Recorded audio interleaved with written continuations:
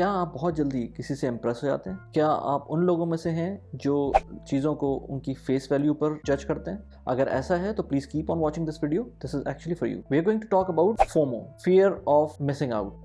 This is a dangerous phenomena जो कि human instinct का एक बहुत इंटीग्रल पार्ट है.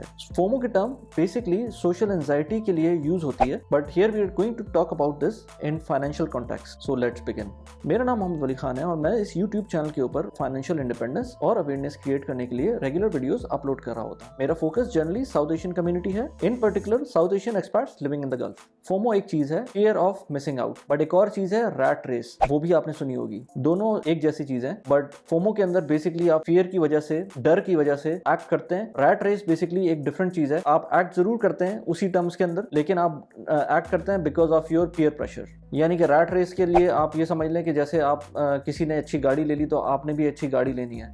आप किसी ने लेट से होंडा सिविक लिए तो आपने भी होंडा सिविक लेनी है. आपके दोस्त ने BMW खरीद लिए तो आपने भी BMW खरीदनी है और उससे अच्छा मॉडल खरीदना है. तो ये एक तरह की रैट रेस है जिसके अंदर आप चलते हैं तो इसका कोई एंड नहीं होता. लेकिन फियर ऑफ मिसिंग आउट एक डिफरेंट चीज़ है. फियर ऑफ मिसिंग आउट का मतलब ये है कि लेट से आप, इसकी एग्जांपल्स मैं आपको आगे बताऊंगा, लेकिन अगर फर्ज करें किसी ने एक घर लिया तो आपको भी है कि यार आज मैं ये घर ले लूँ, ये ना हो कि कल इसकी प्राइस बढ़ जाए और मेरे हाथ से ये निकल जाए और ये डील मुझे फिर दोबारा से नहीं मिलेगी. तो बेसिकली ये फियर ऑफ मिसिंग आउट है कि आप एक ऐसी चीज़ के लिए परेशान है जो कि हो सकता है बाद में आप अगर एनालिसिस करें तो आपके लिए बेहतर ही है कि आप ना खरीदें उस चीज़ को, लेकिन आप क्योंकि इतना प्रेशर में आए हुए होते हैं अपने माइंड की तरफ से कि आप वो ख़रीद लेते हैं या आपको चाहिए होती है वो चीज़. फर्स्ट करें आजकल बहुत हॉट टॉपिक है बिटकॉइन का. तो आप अपने किसी दोस्त को देखते हैं जो कि ट्रेडिंग कर रहा है बिटकॉइन के अंदर, तो आप देखते हैं कि यार उसने तो 2 साल पहले बिटकॉइन लिया था और आज ये लेट से $50,000 का है और 2 साल पहले $25,000 का था, या इवन किसी पॉइंट पर ये $8,000 का चला गया था.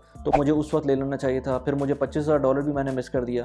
फिर अब मेरे पास $50,000 का ऑप्शन है कि मैं थोड़े से बिटकॉइन ले लूँ, थोड़े से टू से फ्रैक्शन ऑफ वो मैं, हो सकता है अगर मैं अभी ना लूँ तो हो सकता है ये 2 लाख पे पहुँच जाए, 1 लाख पे पहुँच जाए, तो मैं उसमें तो फिर मैं मिस आउट हो जाऊँगा. तो मुझे फ़ौरन एक्ट करना चाहिए और मुझे ले लेना चाहिए.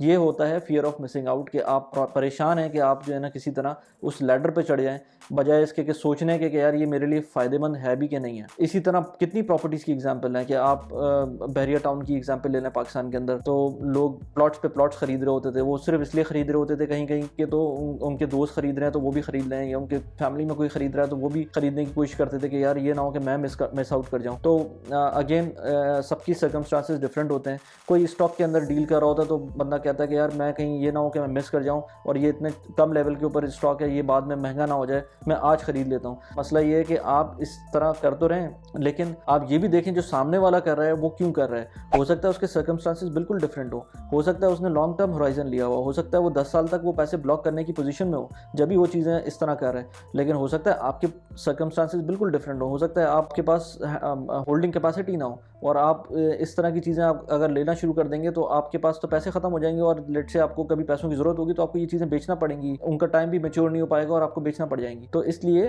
अपने जो सर्कमस्टांसेस हैं उसको देखते हुए आपको हर चीज़ करनी चाहिए. तो जहाँ पर आपका पीयर प्रेशर होता है वो बेसिकली फोमो की वजह से आप एक्ट कर रहे होते हैं. तो इस सिचुएशन में करना क्या चाहिए? सबसे पहले तो आपको इस खौफ से बाहर निकलना चाहिए.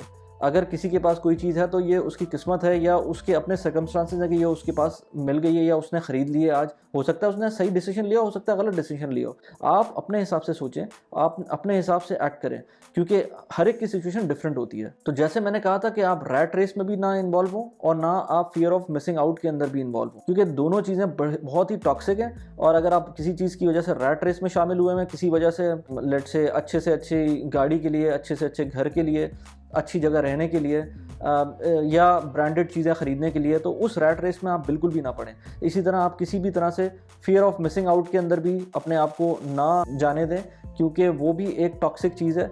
आप उसके अंदर कुछ भी गेन नहीं कर पाएंगे. बजाय इसके कि आप गेन कर सकें बल्कि आप उल्टा लूज़ करेंगे, क्योंकि आप अपनी सिचुएशन देखे बगैर एक काम कर रहे हैं.